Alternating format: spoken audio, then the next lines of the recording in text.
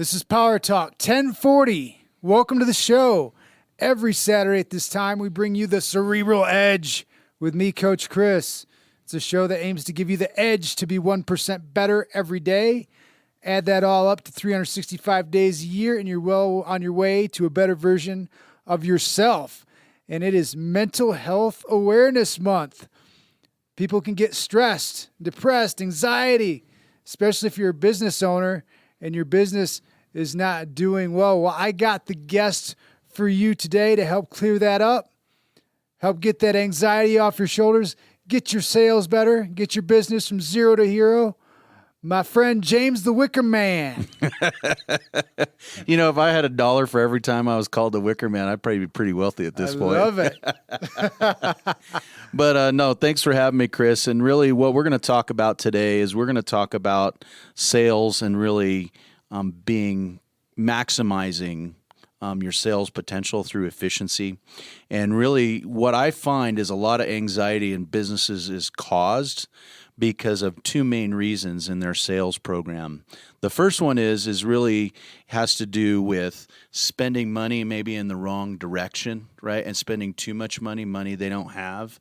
And then the second is maybe doing a bunch of activity and not getting the results. So it's really about efficiency, and we're going to talk about how to be more efficient.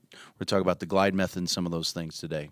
I remember starting out, especially as a young trainer, how much money did I throw away at some guru that pretty much gave me nothing back, right? I think there's a lot of startups out there and businesses that think that you can throw money at a problem and this guru is going to show up and just give you all this information and make everything go well, right? But when they actually give you tools and a guide, then that becomes worth it. But James here is going to give you a ton on this show today, and you're spending 0 coin on it, just listening to the show. And if you're listening to him and it's not adding up with somebody you paid a bunch of money to help you with, maybe you might look and go, okay, well, maybe this person doesn't know everything that I thought it did, right? And I can get a little bit more out of my business, right? Oh, yeah. And I think what we'll do is we'll focus on the glide method today. I'll also leave you with my email address where people can email me for their mathematical formula so that they can figure out their income. But we're really going to focus on the I letter in the glide method. We'll talk about that a lot in the second segment because that really is the one-page sales plan, which helps you focus your resources and really get you moving in the right direction. So, Good deal. Yeah. So let's start with the letter I. So what we got there for us? Okay. Well, I'd like to get to I in a second, if that's okay. I wanted to start with G because okay. I will be in the main focus at some point, but I really want to start with G because I think it's kind of the foundation, and then we'll build from there. G really stands for give. I think it's important as businesses that we, and business owners, salespeople, that we really focus on giving to our clients and giving that extra value. And sometimes it's non-business things. Sometimes, I can look at my past, maybe somebody needed a referral to a good carpet person, or whatever that resource might be, is always thinking about how can I help my clients? What's in their best interest? And one of the better examples of that is actually how I got into the wine business. How that all started is I'd gotten back from Kazakhstan. I do a Shark Tank event for 2 weeks in the summer there, and which is really cool. Yeah, a lot of fun experiences there, some neat stories. But I was speaking about it here in Colorado Springs, and a gentleman approached me, and he said, I support this women's shelter in Uganda that's a 30-bed facility. Could you make some connections to your international business contacts? Because I'd really like to help these women get on their feet with some kind of job skill or business skill. So I checked it out, and it was legit, and I really liked the guy. So we started hanging out, and one thing led to another. He brought his lemon wine to a barbecue, and it was really good, and I have experience in sales and marketing, and I just said, hey, you ever need any help, just buy me coffee or lunch. And kind of one thing led to another. Before I knew it, I was in the wine business. And really, it was just that principle of if you give, you allow that magical space, there's good things that can happen. And one of the books that I really highly recommend is a book called The Go-Giver. Really great business philosophy book that really covers that. It's a narrative story and can really help people. So that's G. Next letter is L. And L is really about listening. I think in sales, we really tend to want to tell everybody about our great product and all the great things it can do. Mm-hmm. But unfortunately, one of the things that we miss out is that listening is actually really the key to sales for a couple different reasons. Mm-hmm. The first reason is that, one, you've got to know whether your product or service is actually a good fit for the customer. Because the worst thing you can do is get into a situation where it's not a good fit. Mm-hmm. And you're uncomfortable, they're uncomfortable, they feel like they wasted their money and their time, and and they're mad at you, so then you're stressed out. Right? We're talking about mental health. Mm-hmm. It can be a very stressful situation if you try to place a customer with a product or service that just doesn't fit. Oh my goodness. Right? Yeah. So that's really that's the kind of one of the core principles of the L. And then the other thing is, and Dale Carnegie talks about this in his book on how to win friends and influence people, right? Listening is like loving. That's the best way you can love somebody, is to be genuinely interested in what they have to say. I think that's always really important. And so that creates that connection, and it really does tie into mental health, because how many times did you have a conversation with somebody and you felt like, wow, they really listened to me, and you've left that experience just feeling better about yourself because somebody really truly listened to you, right? Just think how much better off a lot of people would be is if we were all kind of listening to each other and what we all brought to the table versus trying to be right and express our political points or whatever, right? Instead of just having those conversations where you kind of leave and you go, wow, I didn't know that, or, oh, I learned something today, or all those different things. So listening is kind of that L letter and is really critical. And I always tell people in sales, this is just a quick story, is I had a customer, we're going to save him about $250,000 a year in taxes. Wow. And yeah, it was a great strategy. And it was really interesting because he wasn't really concerned about the money. You could kind of tell he was talking, and throughout what I call the conversation within the conversation, and we've all had these interactions with clients where he'll mention, like he'd mentioned something about boating on the weekend or this, and it would just sprinkle out. And then I kind of stopped right in the middle of the meeting, right? And I said, it sounds like you really like to boat. He goes, yeah, I do. And I go, Nice. Wow. I go, well, I think if we did this and this and this with this strategy, we might be able to get you an upgrade on a boat. And he goes, yeah, I've been really wanting this cabin cruiser for a few years, right? And then all of a sudden, boom, I was listening to what he said. I keyed in on what his actual needs were. The money was great, but it's really the boat was what was important to him about saving the money. Lo and behold, later on, get invited to go out on the boat with him and his buddies. A couple of his buddies like, man, how did you afford this boat? Well, that's my track strategy guy there. He can help you too. And then I got referrals off it, right? Right. But it never would have happened had I not taken the time to really listen to the conversation and within the conversation. If I just, and we've all done it, we got our PowerPoints and all our data points and we're just presenting, right, all day long. And we're just, yeah, this is awesome. It's going to save you money. But we might totally miss the boat, right? So to speak. You miss the person. Yeah, right? Exactly. So that's one of those really important things is really great sales is about listening and filling those needs and understanding if you're a right fit for the client. Yeah. People get a bad taste in their mouth when they start talking about sales. Yeah. But that's because they have the wrong sales idea. Yeah. And they have to switch that paradigm from what I'm hearing you say, right? Yeah. Is to sales is actually caring out about the person and filling a need versus just filling a sale and filling a money need. Yeah, exactly. And a great example is like the Pancha Market up in Salida. Really great customers. And if you're ever up there, they have some of the best sandwiches ever. And it's just a little tiny gas station right as you're coming into Pancha before you get to Salida there. Cool family. Mabel's Market is actually the name of it. And they tried our lemon wine and they loved it, right? And this is like early December. And I'm like, hey, that's great. But we have this other stuff. We have what we call our heart warmer, which always comes out during the holidays, right? I said, this is served warm. People love to serve it during Thanksgiving and Christmas and all that stuff. Why don't we put that on your shelves now, and then we'll place the lemon wine in the spring when it warms up because it's more like an adult lemonade. And because I knew the lemonade would move, but it wasn't going to move as well. It wasn't going to provide what I consider important to the customer is a family business. They need sales, right? They've got bills to pay. They got the lights to keep on. So I put their needs ahead of my needs, right? And I said, let's put in the heart warmer. Let's get that rolling. Let's sell that over the holidays.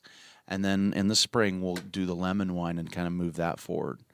And so sure enough, it built that trust and that relationship because I was really listening to what they needed and what was really important to them first versus just getting the sale. I could have sold all three of our flavors, the lemon wines. I could have sold the heart warmer and everything, but I know that my lemon stuff was going to sit there and wasn't necessarily going to suit their need to kind of turn product and make money on that product they're turning. So we placed what was seasonally appropriate at that time for that customer. Yeah, strategic placement of it. And let me tell you what, this lemon wine is amazing. It tastes really good. And here's the other amazing part of it is there's only like 9 carbs in a can, right? Versus like a beer. But the other thing that's cool too is it's 10% alcohol by volume. And most beers and things like that are maybe 5%, and then you get 32 grams of carbs in there. So it's if you're trying to watch the waistline, it's pretty good too, huh? Yeah, exactly. Yeah, I mean, it's really great in that area for sure.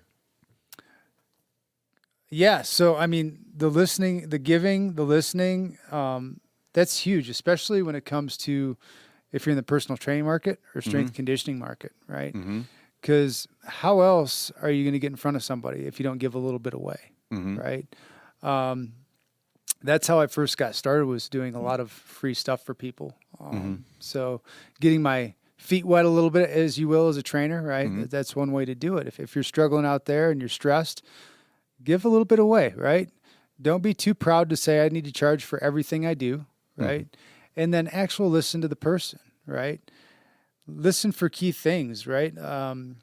Especially when you have somebody who's trying to lose weight, you really kind of have to listen and dig and find that need and be like, well, why do you need to lose weight? What's the main cause? Because everybody wants to lose weight, right? Yeah. But you have to have something a little bit bigger than that in order to put yourself through these hard workouts. Yeah. And change your eating habits.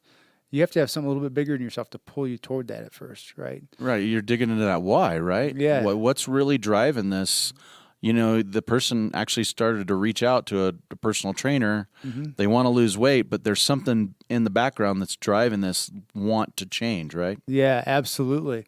And, a lot of times it could be kids, right? They're like, hey, I just don't have the energy for my kids when I get home. And that's a big one for some people, right? And they're like, oh, wow. Like, I'll have somebody that'll come to me for like a couple sessions. And they'll go, man, I was able to play with my kids and I wasn't sore, or I had energy to do it after work because, I start working out, getting in better shape, so I'm not wore out from work, right? But we're listening to some amazing tips and possibly some business-changing advice from James here today, here on Power Talk 1040. We're going to be right back. And we are back with a Cerebral Edge on Power Talk 1040, and you're getting some anxiety-relieving tips for your business and for your own mental health.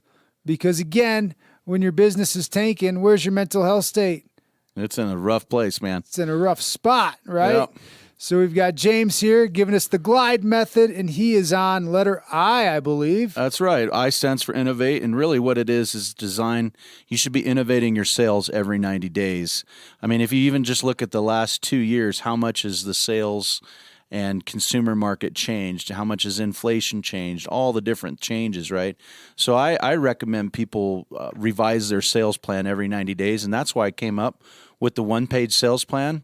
One of the things I learned in the consulting business is, in businesses of experience, you may have experienced this yourself, Chris, is you have this consultant come in, you have a all-day meeting with you and your people, you have lunch, and you come out with this awesome sales plan, and it's 20 pages long, and you think, yeah, I'm going to execute it, and you're excited, and then after about a week, it goes in the filing cabinet and collects dust because it's so complicated, you can't follow it, right? Oh, absolutely. So really the idea with this is let's put something together that you can just tack on your wall and say, okay, here's the simple things that I need to do as a business, and then I can move forward and I can get the sales results I want. And that's really what the genesis or the idea for the one-page sales plan in the Innovate chapter comes from. So it's really good because it chunks it in smaller pieces. Yeah, it does actually. So I'll just kind of go through it. The first acronym I have is FACE, which is the top section. And that's actually a 1 to 10 rating system. And the F stands for fun. Is it something you enjoy doing? Is it a service you enjoy performing or not? The second one is appreciate. That's really, what do you think the consumer like appreciates? Or is it something they have to pay for, like a very base level thing? Or is it something that they enjoy, they're excited to pay for, and they're excited to do? C stands for competitive. How competitive is the market really? Like, am I always price competitive, or is it value competitive? Is it just something that I have to compete with Walmart on a service like an oil change, right? And then E is efficient. That's what's your hourly profit ratio for that. And then what you do is you add up the points on a 1 to 10 scale on that first section, and then immediately you know the best cash producing product or service that for your business would be. So really that's what you design. So once you design, okay, this is what I need to do for my business, then the next section is the client traits. Where do those clients live? Like, what do they do? You know, how do I find those clients? The next section is your marketing tactics, right? And this is the ACT acronym. These are the actual physical actions you're going to take. Is what is the action? How much cash is it going to cost you? And then how much time is it going to cost you? One of the things that we do as business owners, and you probably know this all too well, and I know I've run into this trap, is we tend to not value our time and value it at a cost. And so I always ask a business owner in the time section is, what do you normally pay yourself an hour? And you'd be surprised, most of them don't even know.